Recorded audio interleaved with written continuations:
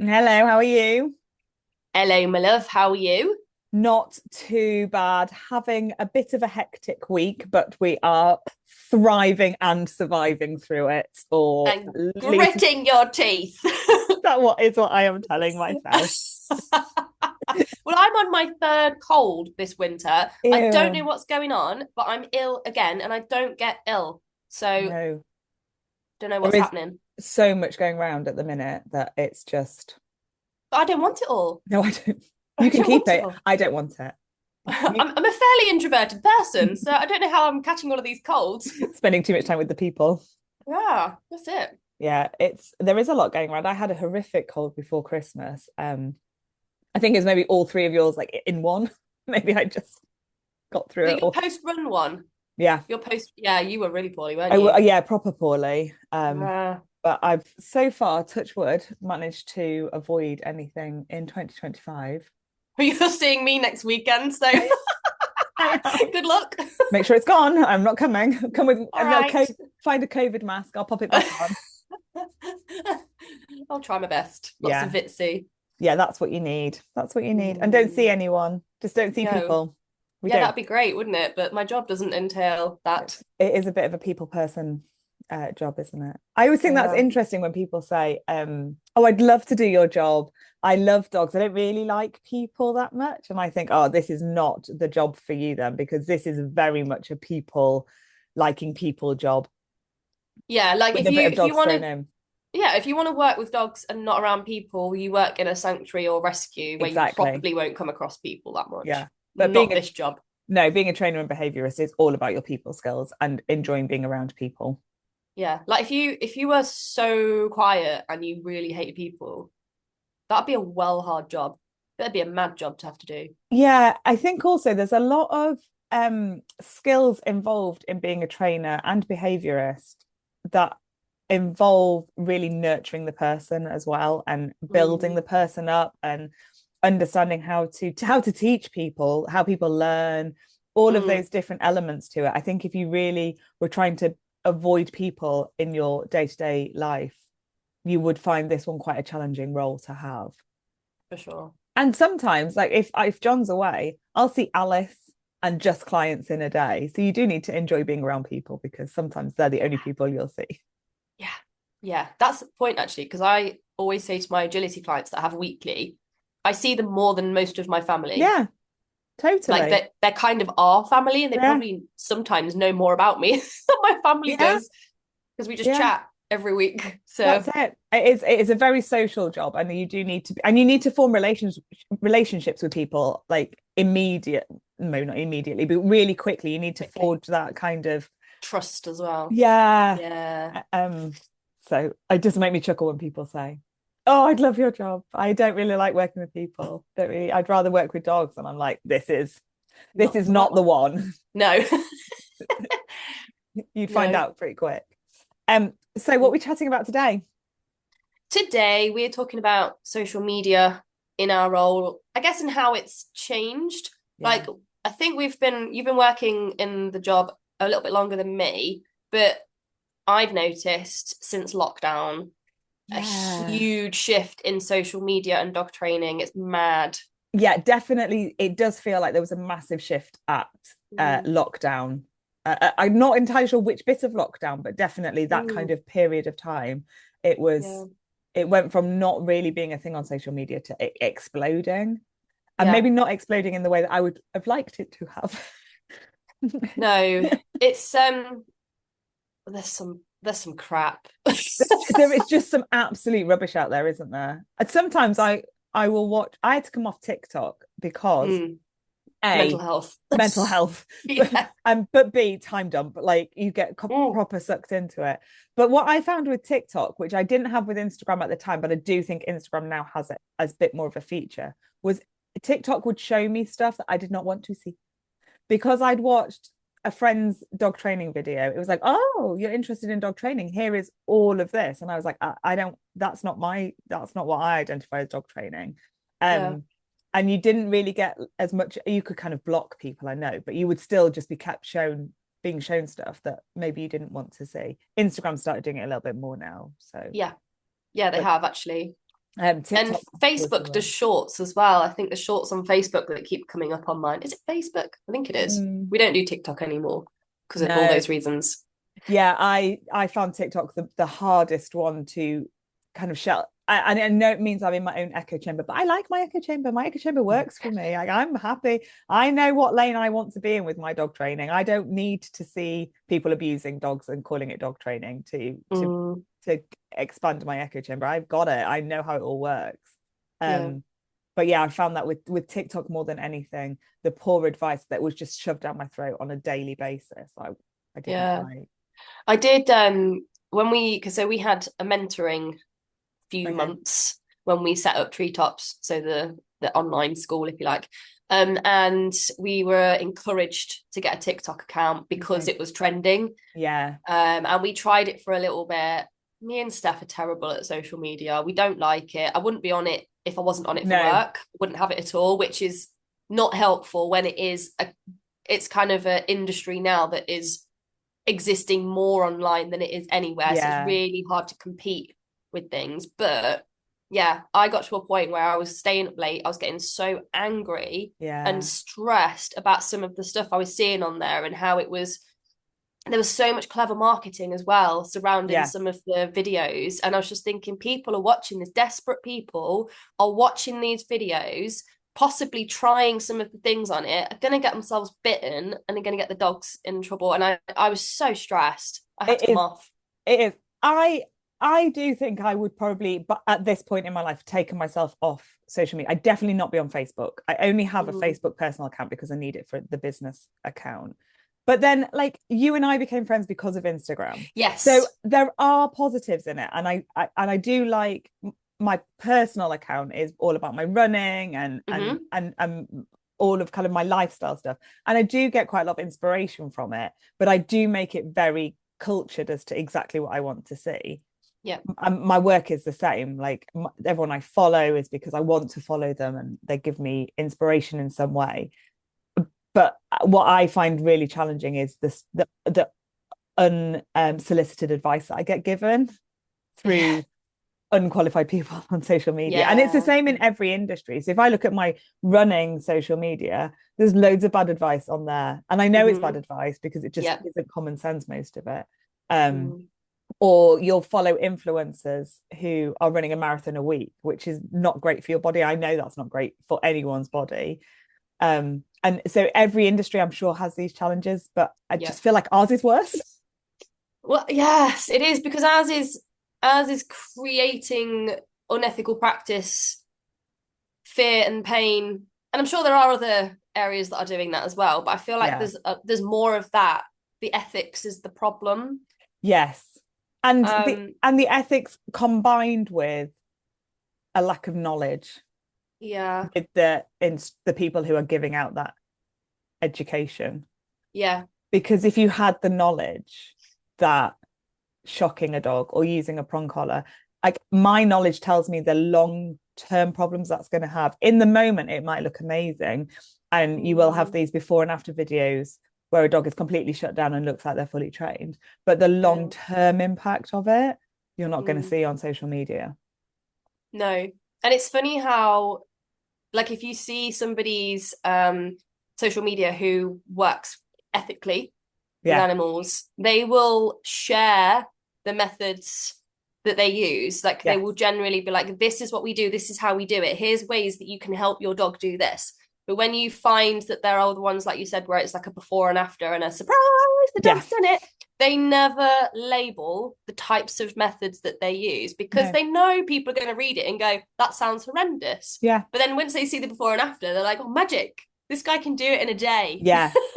And because I don't like to show before and afters, not because I don't want to show the after, is that I don't want to show the dog before. I don't set, if I'm working with an aggressive dog, I don't want to set that dog up to show me the aggression that they're going through, the reactivity, because generally that means they're really scared, they're really fearful, they're in a really anxious state. I don't want to put them in that position. I don't need to record the before for social media just to set the dog up to fail. Like that's not how I will ever work.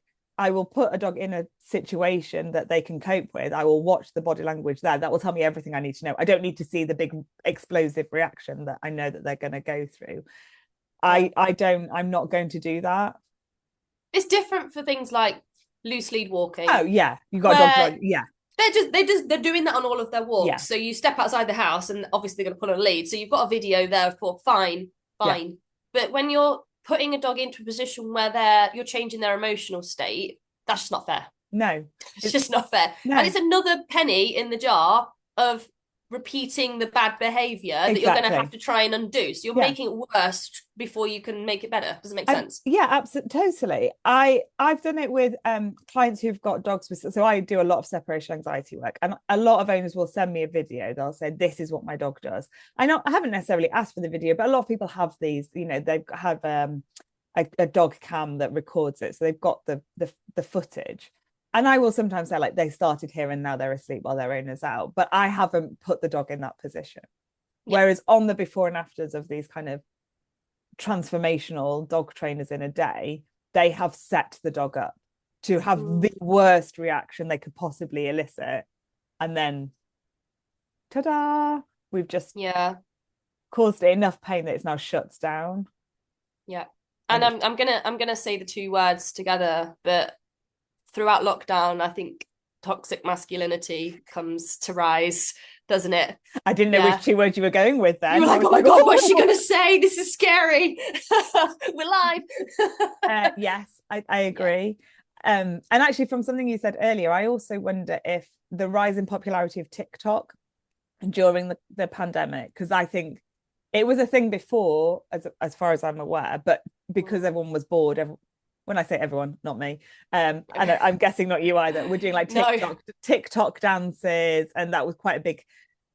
TikTok kind of had its moment, didn't it, when we were all at home, and you know, people were doing more and more short videos on there, and I think that maybe helped the rise of like you said, everyone was bored, everyone wanted something to do, everyone turned to social media. Shorts are very attention grabby, they keep people on their phones. The rising TikTok then is like, okay, this becomes a really good platform for anyone to be able to be famous, successful, validated on, which is a massive one, get some validation on there, which means if you are really good at social media, you're perceived as being really good at what you do. So at your job, at your job, so you can be, I'll use a barber as example, because I do follow a few like hairdressers and stuff, just because I'm like, they're really cool haircuts, and I find it really weirdly therapeutic watching them. Okay, I know, it's each to their own, to their own. So you can be the worst hairdresser in the world, but if you know how to put a video together of you doing what you do, you can be successful and then earn loads of money from social media accounts for what you do. And people will then come to you specifically because, well, they've got so many followers, so they must be really good at what they do. No, they could be really good at what they do, but they're up there because they know how to work social media. That's exactly it. Yeah. And the videos that I've had on my reels that I've done on Instagram, the ones that got the most views are the ones that follow that kind of formula of one thing that'll do this, or 5 top tips for that, which aren't necessarily what I love to put out, but they're the ones that get the grab of the attention, and people will watch them and then comment, and then and another one which I tried not to do and I really don't like, which a lot of us do and we have done in the past, is here's 2 things you're doing wrong to your dog, and then it taps into people's guilt, and they're like, oh my God, like what am I doing wrong? And I don't like it because I feel like it's the wrong way to do it, isn't it? It's like back to front. I don't want people to come to me because they feel guilty, and I don't want them to come to me feeling low about themselves. I want people to come to me because I'm adding some kind of support value, and I'm helping them to not feel judged, which is something we've spoken about before. So I found that hard when we were doing our mentorship as well, that we were encouraged to say these sorts of things, and in the end I was like, I can't do it. I can't do that. But I think you can take that and turn it around, can't you? Instead of saying you're doing this wrong, you can say one top tip to have successful loose lead walking, or whatever. You can use the negative framework, but pop out a video, and maybe you'll get less views. But I think also you have to, with social media, I have to make it fit with the way I want to put stuff out. Yeah. I don't want to put stuff out that I'm not happy with. Yeah, that's it. But I do think the toxic masculinity is a huge thing, because the number of trainers who do those before and afters, they are often men. I can't actually think of a female version of it. I think I have seen, so on TikTok we did, I won't name names because I genuinely don't want people to search for them and then boost their algorithms, but there were a couple in the US, and I feel like it started mostly in the US. There was quite a big boom of US trainers doing, you know, the before and afters and the prong collars and the advanced heel work will solve all your reactivity issues. That's it. Yeah. What more do you need? I was so sold. And yeah, it was really interesting. So there were a couple of females on there, but yeah, majority has been I'd say a male. It is maybe a male dominated industry, or maybe it's the social media male dominated industry. I don't know. I would say that I don't know about the US. I assess dog trainers in the UK for the APDT, and I would definitely say that is female led. Yeah, I know more female dog trainers. I don't know why I'm seeing so many males online. Yes, I totally agree that it does seem to be quite skewed, where I would say the majority that I assess are female, but online the majority that I see are male. Yeah, I wonder if it's like this mad confidence presence. Yeah, I feel like there's a tactic in there, isn't there, of like a body language, speaking to the camera, being very, I don't know, forceful with how you're, and assertive with the way that you're speaking. Maybe that's something that we do find that men are more confident in doing on social media. Maybe. I don't know. And maybe the fact that they're not so because I'm always like, oh my God, what if I get a negative comment? Or what if I get this? Or, you know, and maybe they just don't care as much, whereas I'm very much. But then sometimes I will put out a video that like pokes people a little bit. It does help. It does help the algorithm if people comment, even if it's, you know, to spark a debate, and you can get people getting quite heated, and you can have quite a long. I think I put out a video 8 years ago now, and I was like, one top tip for stopping your dog chasing sheep, and I was like, a lead. And of course then like you get a lot of barrage, like, well, my dog won't walk on a lead, and my dog won't do this, and I can just use a shock collar and it'll do the same thing. And I'm like, but you know, by just poking them a little bit, they'll all come. and then your videos get great review, like numbers of likes and scenes or whatever it is over the next kind of week, because the algorithm thinks, oh, that's popular. Yeah, maybe we should do between us some social media experiments. Shall we see what gets picked up? Yeah, that'd be interesting along the way. It is. I do think it's interesting. I do think it's interesting when I'm not overly fussed about views on my videos, but I do like to see what works and what doesn't, and it is interesting what gets picked up on. Yeah, definitely. What like flops. Yeah. And which ones get Kev from up the road, who likes to tell everyone how to train their dog. I love Kev doesn't have a dog, and he doesn't leave the house, so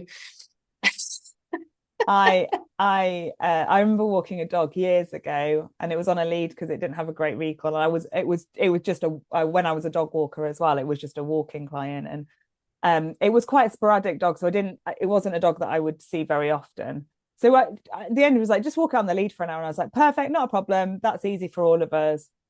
And I was walking along, and this guy was like, just put a shock collar on it. If it hasn't got a recall, just put a shock collar on it. And I was like, A, unsolicited advice, B, no, and C, why is it any of your business? Yeah. You know, yeah, it is interesting. People who have had a dog. I've had a dog all my life. Great, congratulations. Well done. Well done. Yeah, I've had it out. Well, I've had it out walking. Sorry to interrupt. Had it out walking as well, where like I've had my hoodie on, and I've been working with a client doing loose lead walking. And I'm sorry, but I've got nothing against men, but it is always a bloke, it is. always, that will come up with his spaniel and he will say, I can really highly recommend that you use one of these slip leads that will help with loose lead walking. And I'm there and I just go, it's not necessary for you to come and do that. I am a trainer and we are training and we don't use slip leads in our school. So thank you, but no thank you. It's so interesting, isn't it? Yeah. It's so interesting. I would never go up to like somebody who's personal training another person in the park, which happens quite a lot in Harrogate. And I'm really into my fitness. I run a lot. I do weight training. I do yoga. Like I have a knowledge.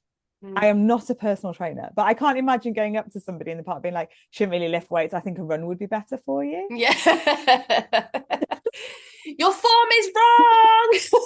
Well, I wouldn't squat like that. Like I just can't imagine in any other, like going and buying a coffee. Like I have a Sage barista machine at home. So therefore I grind my beans and I make a nice fancy coffee. I'm not going to go into like Starbucks and be like, making that coffee wrong. But they do in the PT industry, that does happen. So Jenna's always telling me in the gym that people constantly, again, always men in the gym, giving unsolicited advice to other people, men, male or female, within the gym. And even Jenna's had it. She's a power lifter and she's had people come up to her telling her how to lift. And she's just like, no. Please leave me alone. I saw someone in a gym and I thought, you're going to hurt yourself in a second. And I was really concerned about them.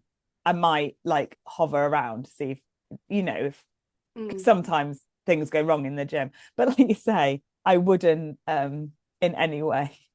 As a non-professional in that industry, if I was in a gym and I saw someone about to injure themselves, I would go to a member of staff and be like, I'm really concerned about that person. Maybe do you want to go over and chat to them? Because you are someone with knowledge.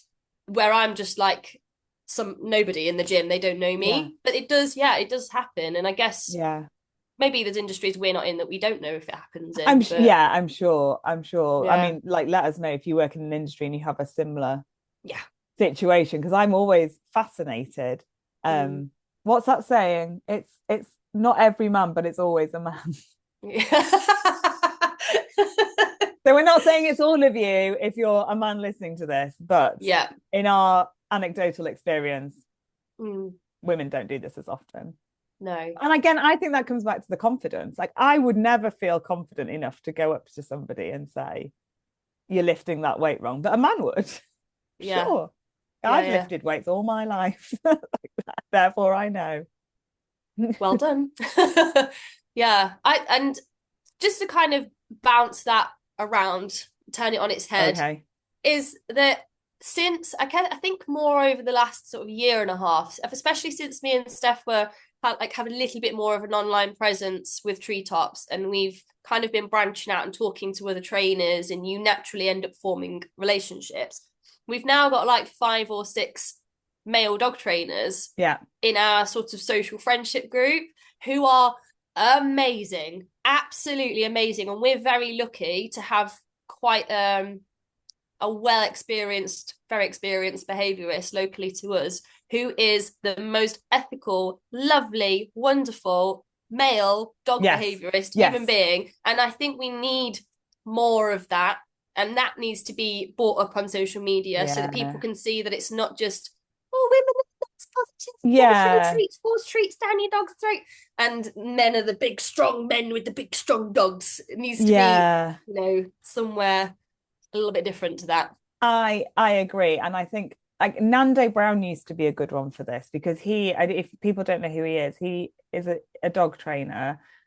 He's an ex Royal Marine, very butch, shaved head, but very positive. He used to be, I'm not sure if he is as much anymore, but he used to be very positive reinforcement based, and he was a good advocate for that a few years ago. Maybe I'm pushing 10 years ago. I think it's changed a little bit. I think it has changed, because I did unfollow them because they put a few things out and I was like, that's not quite where I like to sit on my ethics.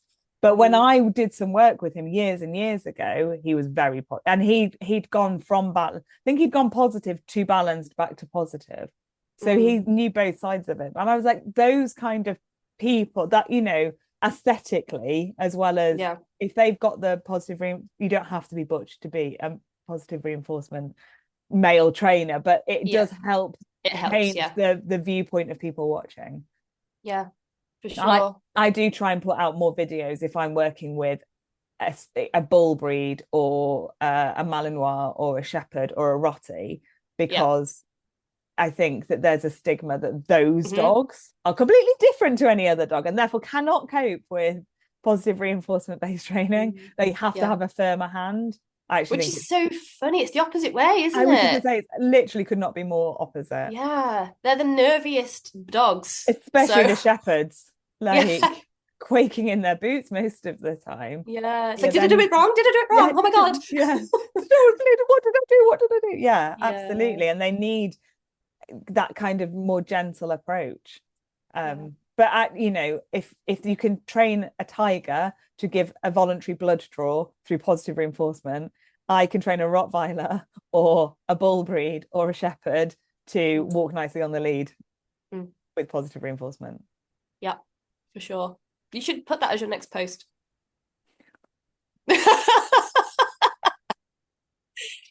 With video. I'd love to train a tiger to give a voluntary. Tigers are my favorite animal in the whole world. Whole world. I'm sure Chirag's done some of that, hasn't he? Maybe. Has he worked with tigers? He did dolphins. He's done. Maybe. Yeah, I reckon so. I have always said if I go missing, I'll be with the tigers somewhere, or I'll be in Borneo with the orangutans. Like, the number one places to look for me. After that, maybe like look more local. But if you've actually just gone for a run around Harrogate, gone for one of my long runs. But yeah, the chances are, I would love to go and work, especially with the orangutans. Have you ever watched Orangutan School? No. Maybe. That is my dream job. If you've not seen Orangutan School, I can't remember what channel it's on. It's on some deep dark sky channel, but they're literally the baby orphaned orangutans in Borneo, and they go to school to learn how to be an orangutan before they're released into the wild. I swear it's my favorite program in the whole world. And they teach them things like how to be scared of snakes and how to find food. And I love it so much. It's literally my most joyous program you've ever watched. It's so good. And I was like, that's what I want to do when I grow up. That is so cute. It's unreal. And then they've got like volunteer centres. You can go out there on holidays, can't you, to go and volunteer for them? Yeah, Alice, when Alice is old enough, we're going to go. We've already decided. That's our thing. But she has to be she's only 10 at the minute. I think she needs to be 16. But I've said, John said I can go for 3 months if I wanted to. I would totally do it. I would love to go. I'd do anything. Clean up poo, whatever. Like, I don't care. Like, I'm not, but I do want to go and work at the orangutan school. As long as you get a cuddle. And they put them in wheelbarrows to go from their, like, where they, you've got me on a thing now, where they like live and their playground that they have. They put them all in wheelbarrows and they wheel them to the classes. Oh, honestly, it's brilliant. I love it. You know what I'm going to be doing later when I'm supposed to be having my midday nap? Yeah, I bet it's on YouTube. I bet you can find it. It's called Orangutan School. And I cannot recommend it enough. Well, there we go. You've plugged it. I really have. If that's not sold it, then nothing will. But that's possibly the best program I've ever seen in my life. Aww. I don't watch a lot of TV, so maybe it's not the best. But also, how did we start talking about orangutans? How did we? Because I said if you can teach a tiger to give a voluntary blood draw, and then you said I could work with tigers, and then I decided I wanted to go to work at I tried to think about how to reel it back, and then I forgot how we got there. So sounds like a good job though. Yes, I honestly, when I grow up, that's what I'm going to be. When I'm a grown up. When I'm a grown up. Yeah. But I do think that you do need to think about stuff like that. They're not punishing the tigers and the big, the lions to give these voluntary blood draws in zoos. They do it all through positive reinforcement. And so if they can do something that the animal is voluntarily doing to have pain inflicted upon them, then we can definitely teach everything else. Yeah. Exactly. You don't need And to I have this just, heavy hand. yeah, I just think there's this like time thing as well, isn't it? Everyone's like we've said before on one of the other sessions, everyone's obsessed with that Yeah. instant results. Yeah. And I think that's another thing online is that people promise they start with empathy, fake empathy. Are you sick and tired of being dragged? Yes, I am. And then they're like, what if we told you you could do this and change the behavior in a day? And people are like, oh my God, the whole rest of my life will be changed in one day. That will be cheaper. Yes. As well, and require less effort from me. And they're like, yeah, brilliant, let's do it, show me. And then that's it. The rest of the life they've sorted. The behavior's not there anymore, but there's 16 other behaviors that have now come out of that. And then they're going, oh, we wish we didn't do that. Yeah. That was but it's the idea. same with these kind of the TV shows as well, isn't it? It's not just social media. You kind of watch the I don't want to say it, the one on Channel 5, and he goes in and within half an hour it's fixed. Yeah. But I am fairly confident behind the scenes, potentially because I've had an email asking me to do it, that they have trainers doing a lot of work in the background for that. Yeah. Not very nice work either. It's not very nice work. I did not accept the invitation. Yeah, you know, that transformation that you're seeing on the screens is not happening in real time. That's weeks and weeks and months of work going in behind it. I guess it's like the one thing it makes me think of when you sent me the topic as well is like the dieting industry. Yeah. Take a pill and you'll be thin tomorrow. Eat this meal for every lunch. You'll lose a stone in a week. Yeah. Or you can still do all of the things you enjoy doing. Yeah. Like with dogs, you can still go out to parks and you still go to pubs and everything, and your dog won't do the behavior anymore, but your dog's there shaking, like sweating, stressed. So you can still go. It's like your body. You can have a fat pill to thin, whatever. And then in one day, you've lost loads of weight, but your body's in complete meltdown, shutdown in the process because you've taken away all this work and all this time that you're supposed to be putting in because you want the instant results. Yeah. I think with the dog quick fix, what the bit that you're missing more than anything else is building that really strong relationship between you and your dog. Like all the work we do, whether it is teaching a puppy to do a recall, whether it's an older dog for loose lead walking, or whether it's a behavior problem, a lot of the work that we put in, and it's not that the owners don't have a good relationship before, but it's building that base of relationship so that they really trust their owner and they really want to engage with them. And then when something bad is happening in the environment, they can turn to that person and feel like they're being looked after, and they don't have to do it by themselves. And I think with these quick fixes, we lose all of that bit of it. It's just gone. Yeah. And I think there's a difference between respect and fear. Yeah. Or the way that it's being portrayed as we need your dog to learn to respect you. Like I always think about it when I was at school, and I always think about the teachers that I liked at school, and they were the teachers that were very clear and consistent in the boundaries that they had, but they were the ones that always opened for you to come and be scared around, or be nervous around, or be excited about something with, and they would foster your coming to them and approaching them and be okay about it when you're worried about something. And so that's what I think about when I think about dog training, that I would want my dog to, if they felt hurt, afraid, or whatever, to want to come to me and trust that I can help them, rather than feel in it on their own and have these explosive, especially reactivity. Reactivity is the worst. These big explosive reactions, and then often with the quick fixes get chastised for doing them. So you've got a double whammy there. They already don't feel safe, and now they feel less safe. And the person that might make them feel a little bit safe is being mean to them. Yeah, or unpredictable. All are unpredictable. I remember actually on that, when I was at uni, when I was doing my master's, we were talking about like the different ways that you can train, and that actually those like sometimes you get a treat, or sometimes you get the carrot and sometimes you get the stick, like depending on the owner's mood and so everything's very unpredictable. So the dog performs the same behavior, but the outcome from the owner could be, here's a treat one day, or here's a snap on the lead, or a shock or whatever on the other. And I was saying in a debate that we were having that I think that that is the worst. I think actually, and I don't want you to take this advice, but it's almost better if you're consistently mean.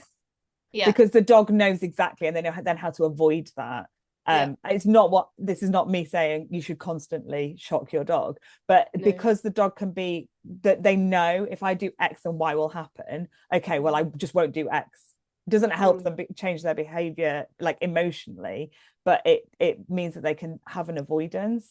Obviously I want it to be consistent in that they always have a positive outcome, a positive reinforcement based outcome, but that's predictable. It's that some, I don't know what's coming. And that's the same with parenting. You know, if you have a parent who sometimes lavishes everything and then the next minute are shouting and hitting and throwing, it's that unpredictability. It's very gaslighty. It is very gaslighty, isn't it? It's like being in an awful relationship with somebody. It's no different. No. Whereas if you know, if you're in a relationship and you're like, right, if I don't have tea on the table by 5, I'm going to get in whatever. If you're in an abusive relationship, you can do stuff to help avoid that. Obviously get out, if you could get out of the relationship, but it having those parameters does in some way help. But still I still to this day don't understand why you could get a dog and then want to do that. And I know that it's a path that a lot of people just fall down without really realizing the outcome of it, which is really difficult. I saw someone walking yesterday locally with a Mali puppy who probably is like, I know you're wincing already. I've only said because I know I know it's judgmental, but I kind of in this context I kind of feel like I know where it might be going. And to be fair, it was on a harness, so I was like, well, thankfully good. But it was on a busy road, and there was a bit of car watching. I was like, fine, okay, good. But fixation, and then it was walking up and down the same bit of road, and then if the dog came to the end of the lead, pull, turn around, go the other way. And I was just like, this puppy's no more than 4 months old, and it's gonna have an extreme drive to chase cars and also fear of them because you're pairing it with being yanked at the end of the lead every time it goes. I was just like, I can see getting a phone call from someone in 6 months' time, and I don't want this work. Like, I don't want it, because I want people to want to come to me to have help, but I don't want to have to fix these problems. I don't want them to be there in the first place. That's exactly it. On Monday, I'm putting out an episode with a lady called Tash, and we did a whole episode on she had a litter of she's a behaviorist. She brought up a litter of puppies, and we were talking about the socialization from 0 to 8 weeks, and then 8 weeks to 16 weeks, 8 weeks being the normal kind of pick-up-ish time. And we were talking about how a good breeder and good early intervention from a trainer will really help minimize the chance that any behavioral problems will exist in the future. And both of us were like, we want our jobs to go out of business. Like, I don't want to, if I couldn't be a behaviorist because there were no behavior problems in dogs because we managed to prevent them all, happy days. And that shows that you're in the job for the right reasons. As well, we're all about prevention as much as we possibly can be. I saw it must have been an XL bully. It was muzzled but had a prong collar on.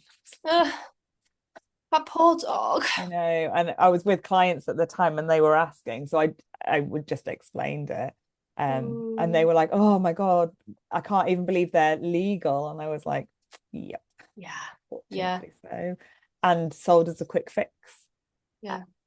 So, well, I feel like we've insulted enough people on that podcast. Feel a bit stressed now. Let's go and have a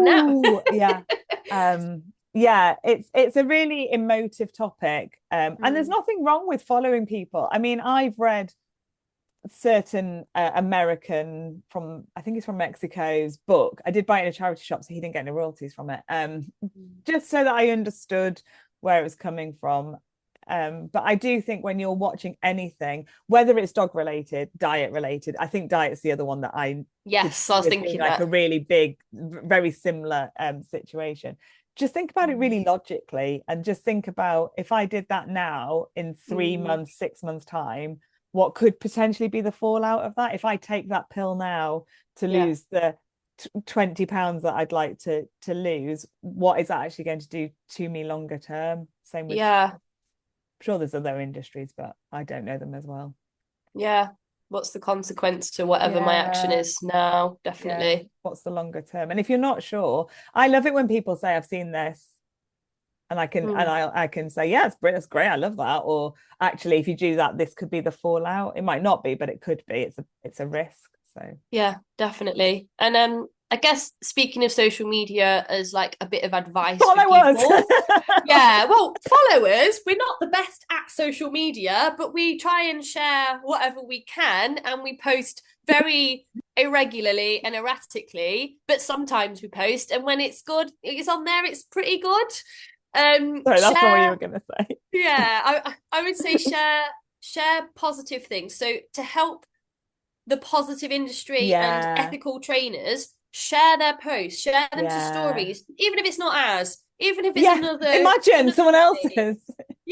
And also effectively don't watch, like, share, argue on people's that are using those instruments and using fear, because all it does is boost their algorithms, and you'll know because all they do is comment underneath saying, thanks for boosting my algorithms. So that arrogant comment tells you everything you need to know. Absolutely. But also, you're not going to change someone's mind commenting on a video on Instagram. That's never going to happen. No one's going to go, that's a great point, I'm going to change all of my belief system. It takes a lot more than that. So fab.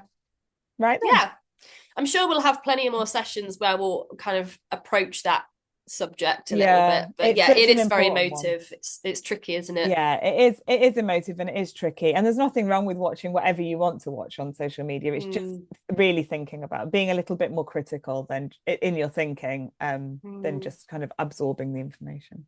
But if anyone has any training methods they've been told to do or they've been using and they're not sure on the implications, if you want to message us and ask us and sort of bat off some ideas about how you could change it, more than happy for finding a better way for you doing what you're doing, where you're not causing a rift between you and your dog and your relationship. Absolutely. We're all about the education, aren't we? So sure, happy with that. Right, hence why we're here. Hence why we're here doing this. Amazing. See you next week. See you next week, love. Have a good one. You too.